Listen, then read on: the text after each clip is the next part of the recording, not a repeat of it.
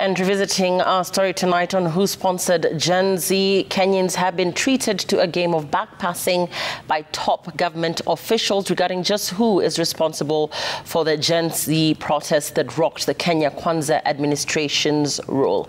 Olive Barrows now reports.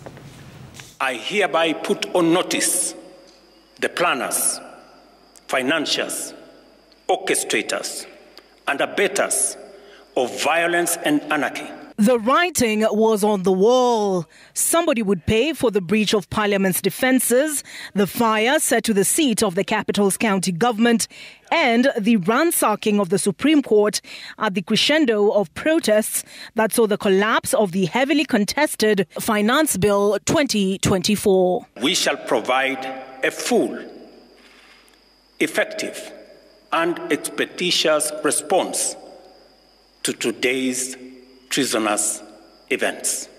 Only who to blame?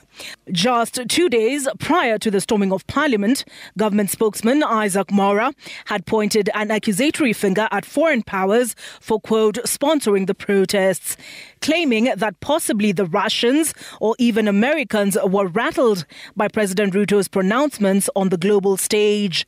Nikiangalia kwa umbali, could be even there is a foreign hand. Juzi amesema mambo ya Russian invasion, kusema kwamba de-dollarization. Kwa sababu dola ikiwa ndio iko na nguvu inachukua nguvu zote za uchumi. Akasema tutafute infrastructure mpya ya financing internationally. Since then, it's been a moving target. Abductions carried out by the police are painting the picture of an administration grappling in the dark for anybody to blame except itself for the protests. Intelligence briefs pointed at 6 politicians, a businessman and 2 NGOs who allegedly mobilized anarchists. An accusatory finger was also pointed at the Kenya Kwanza administration's favorite boogeyman, former President Uhuru Kenyatta, with unnamed, quote, close associates reportedly placed under investigation as possible financiers. Then entered the Ford Foundation.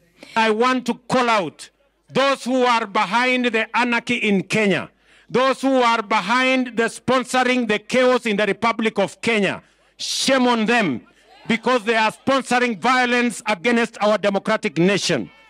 Mimi nataka niulize watu wa Ford Foundation watuambie hiyo pesa wanatoa ifanye fujo ndio wapate faida gani? Unfounded suspicions intended to wrangle the civil society organizations and that saw Boniface Mwangi's Semo Kweli offices targeted.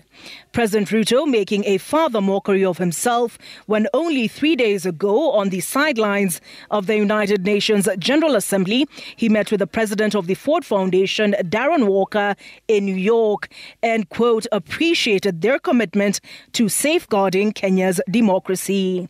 The targets now are allies of the Deputy President Rigathi Gachagua, who foretold of the backlanding on his doorstep 3 months ago, and who in turn passed the back onto the National Intelligence Service. But with Friday's adoption by the Office of Director of Public Prosecutions of the DCI's recommendation to charge 2 sitting members of Parliament and 3 others for the violence witnessed during the June 25th protests, it appears the buck has stopped at the Deputy President's doorstep. Olive Barrows, Citizen TV.